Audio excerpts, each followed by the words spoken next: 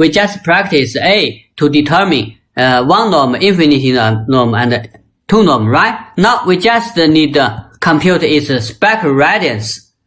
Okay, so for spectral radiance, here we just compute the two norm for matrix A, but you should know for two norm we need to compute because the definition is square root of lambda maximum ATA, right? ATA. So here we compute ATA for two norm. But now for the spectral radiance, okay, we just consider the eigenvalues for matrix A. You should know for matrix A, not ATA, right? ATA to used to compute the two norm. But for compute spectral radiance, we need to compute its eigenvalues. So lambda I minus A, because A here 1 0 0 0 2 4 0 minus 2 4. So lambda I minus A. First row is lambda minus 1 0 0. Second row 0, right? Lambda minus 2 here and minus 4, right? It's okay. And the third row 0. Okay, from minus 2 to 2, right? And here lambda minus 4. Okay, lambda minus 4. Now we need to compute its determinant. Now you should see for the first row only first element is not 0. Okay, so by the rule we know the determinant here, I write here, should be lambda minus 1 multiply the submatrix determinant, right? So it is lambda minus 2 minus 4 and 2 and lambda minus 4. Clear? Okay, now we only need to compute the determinant of the 2 by 2 submatrix, right? So we know the determinant should be lambda minus 2 multiply lambda minus 4 and minus the product between the two elements, right? So 2 multiply negative 4, so it is negative 8. Okay, minus positive 8. Clear? Okay, now let's continue. Lambda minus 2 multiply lambda minus 4. So this part is lambda square, right? Minus here 2 and 4, so 6 lambda. And because here is minus 2 multiply minus 4, so it is 8, right? 8. Okay, this 8 plus this 8, so that is why we obtain 16 here. It's okay? So this part is lambda square minus 6 lambda plus 16 equal to 0, right? This is the determinant. Okay, now let's solve this polynomial equation, right? We already know this factor. So by this factor, we know lambda 1 equal to 1.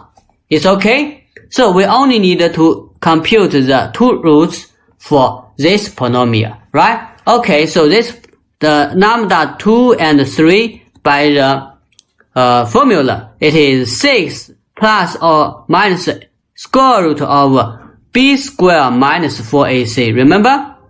So b square is 36, right? 36 minus 4 multiply 1 multiply 16. So it is 64. It's okay? Okay, divided by 2. It's okay? And 36 minus 64. Okay? It is just 28, right? Oh, 32. Okay? So it is 6 plus or minus square root of minus 20 over 2. Okay, so here because here is negative 28, right? Negative 28. So it is equal to here 2 multiply minus 7 over 2. Clear?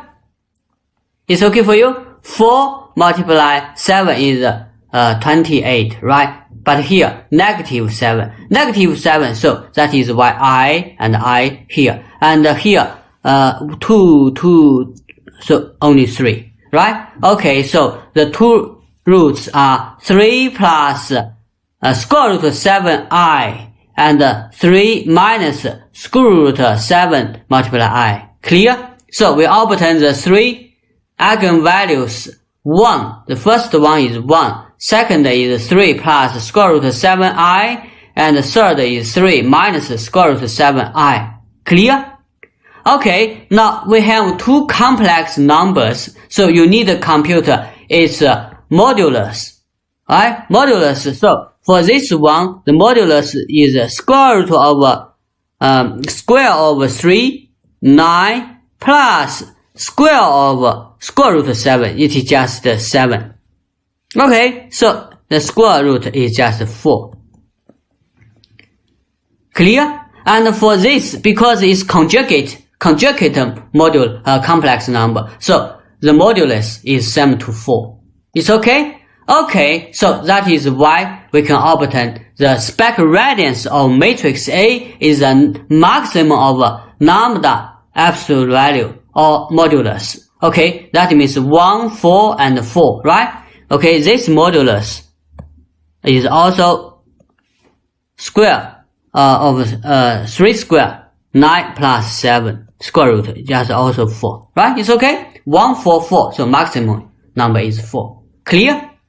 Okay, so for exercises, I ask you to know how to compute 1 norm, infinity norm, 2 norm, and spec radiance. Okay, spec radiance for given a simple matrix. Are you clear?